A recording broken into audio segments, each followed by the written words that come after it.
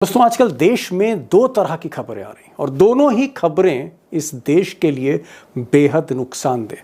अब मिसाल के तौर पर यूपी के संभल से खबर आती है कि साहब हिंदू मुस्लिम तनाव बढ़ गया, मस्जिद को लेकर कर्फ्यू जैसी स्थिति है और पुलिस जो है वो फ्लैग मार्च कर रही है संभल में, और भी शहरों में तनाव है।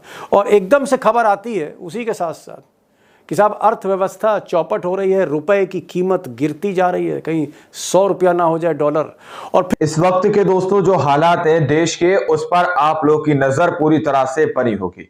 विपक्ष बार बार एक ही बात कहता हुआ नजर आ रहा है कि मोदी ने पूरा देश डुबा दिया। अब आप लोग एक बड़ी मंदी के लिए तैयार हो जाइए, या फिर मैं यूं कहूं कि एक बड़ी तबाही के लिए तैयार हो जाइए। क्या आने वाले वक्त में चंद सालों के अंदर आप लोगों की जेब पर क्या असर पड़ने जा रहा है, लेकिन गोदी मीडिया ने इस खबर को पूरी तरह से छुपा दिया है। किस तरह से देश के अंदर भयंकर दोस्तों तबाही जैसे आलम आने वाले हैं और देश के अंदर भयंकर जो है महंगाई बढ़ने जा रही है। हमारे साथ वरिष्ठ पत्रकार मौजूद हैं दीपक शर्मा। आप लोग अगर इस रिपोर्ट को देख लेंगे तो मैं दावा करता हूं कि आप आज इसे गोदी मीडिया के उन चैनलों को छोड़ना शुरू कर देंगे जो दिन रात बैठकर गुणगान करते रहते हैं एक विशेष पार्टी का। इस रिपोर्ट को देखिए। नमस्कार, मैं दीपक शर्मा, मेरे यूट्यूब मंच पर आपका स्वागत। दोस्तों आजकल देश में दो तरह की खबरें आ रही और दोनों ही खबरें इस देश के लिए बेहद नुकसानदेह। अब मिसाल के तौर पर यूपी के संभल से खबर आती है कि साहब हिंदू मुस्लिम तनाव बढ़ गया, मस्जिद को लेकर कर्फ्यू जैसी स्थिति है और पुलिस जो है वो फ्लैग मार्च कर रही है। बताइए, फ्लैग मार्च। और भी शहरों में तनाव है। और एकदम से खबर आती है उसी के साथ साथ कि साहब अर्थव्यवस्था चौपट हो रही है, रुपए की कीमत गिरती जा रही है, कहीं 100 रुपया ना हो जाए डॉलर। और फिर एकदम से शेयर मार्केट ध्वस्त होने लगता है, 94 लाख करोड़ रुपए स्वाहा हो जाते हैं 6 महीने में। अब कल सोमवार की रात को अचानक ब्रेकिंग न्यूज़ आई कि नागपुर, जहां कभी दंगे नहीं हुए, 300 साल में जहां दंगे नहीं हुए, उस शहर में औरंगजेब की कब्र को लेकर हिंदू मुस्लिम भिड़ गए, आगजनी हुई, बहुत कुछ हुआ नागपुर में। और आज सुबह मंगलवार को मैं खबर पढ़ता हूं कि देश की जो अर्थव्यवस्था है और ज़्यादा जर्जर हो रही है, क्योंकि हमारे एक्सपोर्ट्स, हमारी मैन्युफैक्चरिंग रिकॉर्ड लो पर है। अब सिर्फ उत्पादन ही कम नहीं हो रहा है, जो कारखाने हैं, फैक्ट्रीज हैं, वो भी बंद होती चली जा रही हैं। और जो आंकड़ा बताता है कि साल भर के अंदर जो एक्सपोर्ट्स हैं भारत के, जो रीढ़ है हमारी आपके फाइनेंस की, देश की एक्सपोर्ट्स, 4.5 बिलियन डॉलर की कमी आई है। रुपए में कन्वर्ट करूं तो 37,350 करोड़ रुपए की चपत लगी साल भर में। बताइए। तो एक तरफ दोस्तों हिंदू मुस्लिम जो है वो फीवर बढ़ रहा है, तनाव बढ़ रहा है, देश में माहौल खराब हो रहा है। और दूसरी तरफ जो देश की माली हालत है वो डाउन हो रही है, होती जा रही है। दंगे बढ़ रहे हैं, माली हालत कमजोर होती जा रही है। ये हाल है देश का। अब दोस्तों इतने मुश्किल हालात में जो देश के प्रधानमंत्री हैं, प्रधान सेवक नरेंद्र मोदी जी, ये 3 घंटे का इंटरव्यू दे रहे हैं, पॉडकास्ट कर रहे हैं एक यूट्यूबर के साथ जो विदेश से आया है।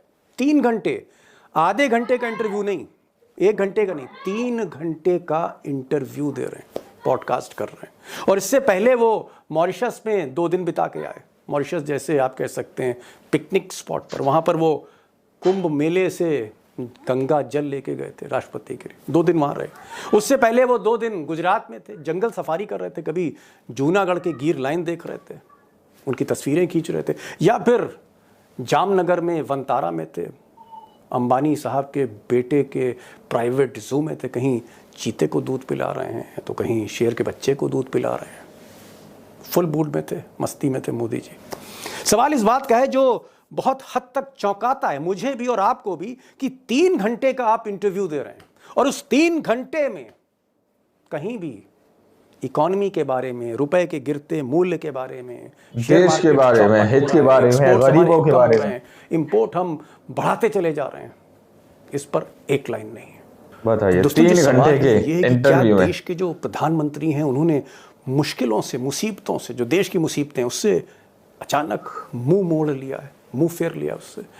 क्योंकि पिछले कुछ महीनों में देश की जो भी समस्याएं थीं, चाहे वो रुपए की गिरती कीमत की बात हो या फिर शेयर बाजार की बात हो, एक्सपोर्ट्स की बात हो, एक बार भी मोदी जी ने एक लाइन नहीं बोले। वो चाहे वो पार्लियामेंट के भीतर हो या फिर पार्लियामेंट के बाहर।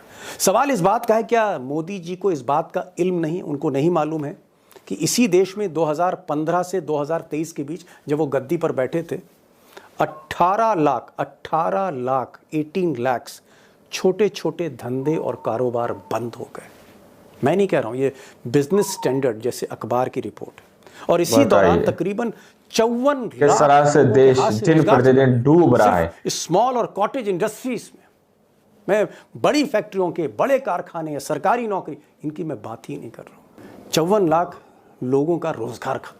अब ऐसा नहीं है कि मोदी जी अर्थव्यवस्था पर बोलते नहीं हैं, ऐसा नहीं है। जब वो मुख्यमंत्री थे और केंद्र में मनमोहन सिंह की सरकार थी तो हर महीने रुपए की गिरती कीमत पर मोदी जी कैमरे पर आते थे और हर महीने मनमोहन सिंह को टोकते थे। जिस प्रकार से डॉलर मजबूत होता जा रहा है, रुपया कमजोर होता जा रहा है, विश्व व्यापार में भारत टिक नहीं पाएगा। लेकिन अब जबकि रुपए की कीमत रिकॉर्ड लो है, मतलब इतिहास में रुपया कभी इतना कमज़ोर नहीं हुआ। $1 के मुकाबले कभी कीमत 87 रुपये होती है तो कभी 86 रुपये होती है। और जिस तरह से फिनेंशियल एजेंसीज बता रही हैं, इंडिकेट कर रही हैं कि ये जो रुपए की कीमत है $1 के मुकाबले 90 भी हो सकता है। और साल के आखिर में अगर यही हालात रहे हमारी अर्थव्यवस्था के तो ताज्जुब मत करिएगा कि 100 रुपये पार कर जाए, यानी $1 100 रुपये पार भी हो सकता है। और आप कल्पना कर सकते हैं कि तब घर के बजट का हाल क्या होगा। लेकिन मोदी जी हैं, एक शब्द नहीं बोले, बल्कि मैं यूं मोदी हैं तो मुमकिन है, ऐसे कह दीजिए ना। चीते के बच्चों को दूध पिला रहे हैं आजकल।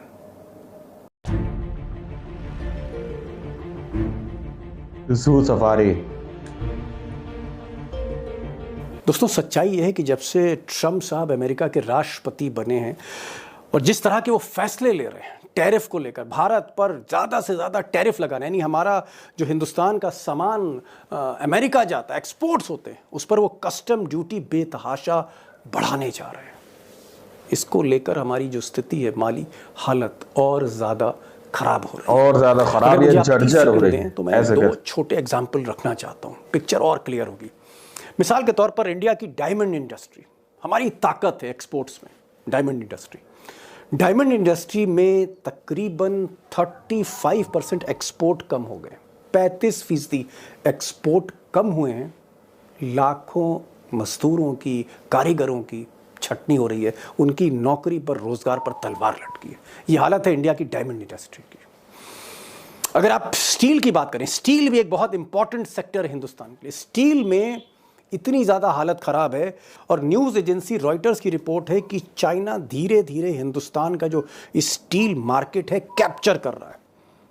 62%, जी हाँ 62% चाइना से आयात ज़्यादा बढ़ा है। 62% हम चीन से ज़्यादा इंपोर्ट स्टील कर रहे हैं, यानी चाइना हमारे स्टील के उद्योग को चौपट करता जा रहा है। लेकिन प्रधान सेवक इस पर भी कुछ नहीं बोल रहे।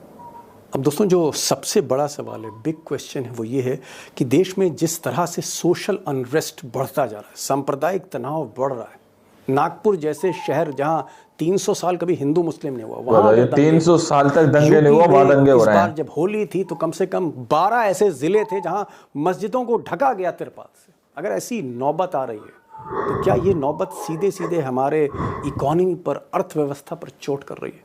और साथ ही साथ जो रुपया है वो भी चौपट हो रहा है, उसकी भी कीमत कम होती चली जा रही है। और अगर ये अर्थव्यवस्था चौपट होती जा रही है तो देश किस रास्ते पर आगे बढ़ रहा है? मुझे लगता है कि एक बहुत बड़ा सवाल है, हमारे आपके परिवार से जुड़ा है, बजट से जुड़ा है।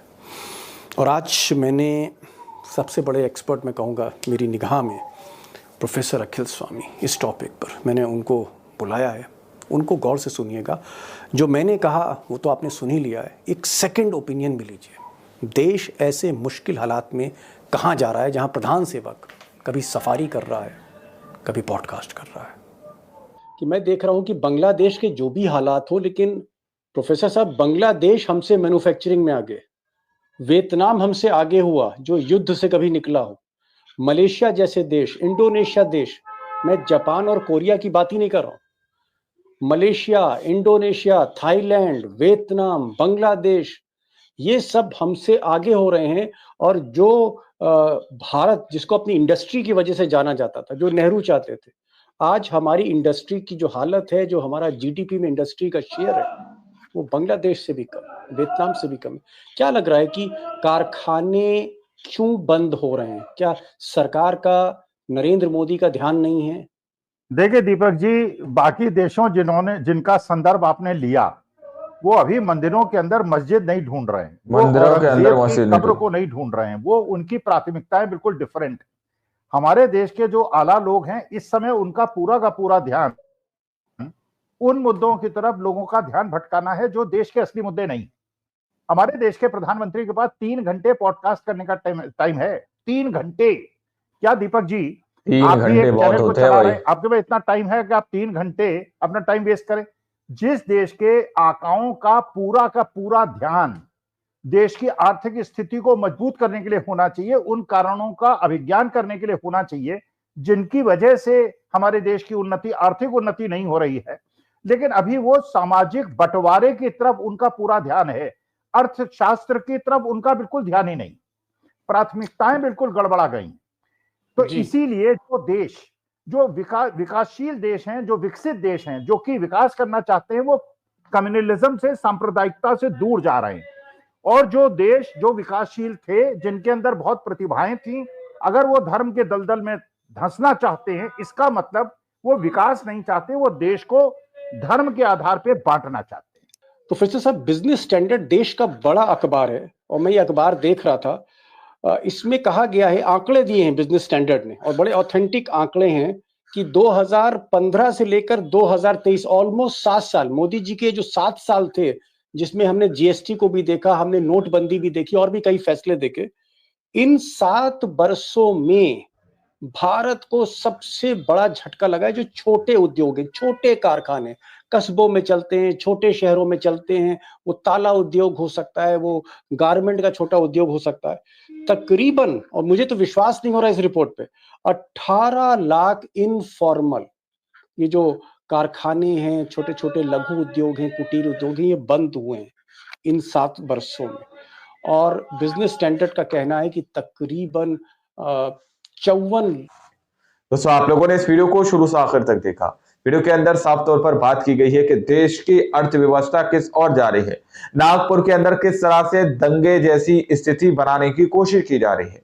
300 साल के अंदर नागपुर के अंदर कोई दंगा नहीं हुआ और अब वहां पर भी दंगा कराने की कोशिश की जा रही है, वहां पर भी दंगे जैसे हालात बनाने की कोशिश की जा रही है। अब आप लोग समझ सकते हैं, मुझे नहीं लगता कि ऐसे कुछ ज्यादा ही जिले बचे होंगे जिनके अंदर दंगा कराने की या फिर हिंदू मुस्लिम कराने की कोशिश ना की गई हो, या फिर वहां पर माहौल या तनाव पूरा जो है माहौल करने की कोशिश ना की गई हो। ऐसी तस्वीरें अभी तक हमारे सामने किसी भी राज्य के अंदर से सामने निकल कर नहीं आई हैं, और जो कि अपने आप में काफी बड़े सवाल खड़े करती है कि आखिर 2014 के बाद इस तरह से देश के अंदर दंगे क्यों बढ़ गए, इतनी नफरतें क्यों बढ़ गई, महंगाई इतनी क्यों बढ़ गई, जो कांग्रेस के राज में चंद रुपए घटने पर या बढ़ने पर जिस तरह से छाती पीटते हुए नजर आते थे, आज वो मुंह पर दही जमाकर बैठे हुए हैं। अब देख लीजिए, प्रधानमंत्री नरेंद्र मोदी जी को 3-3 घंटे तक पॉडकास्ट करते हैं, 3 घंटे तक पॉडकास्ट के लिए वक्त देते हैं।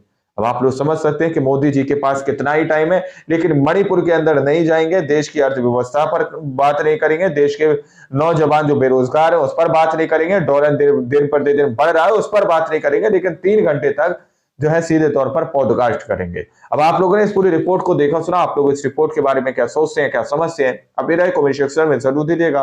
मिलते हैं अगली वीडियो में, जब तक के लिए जय हिंद, जय भारत।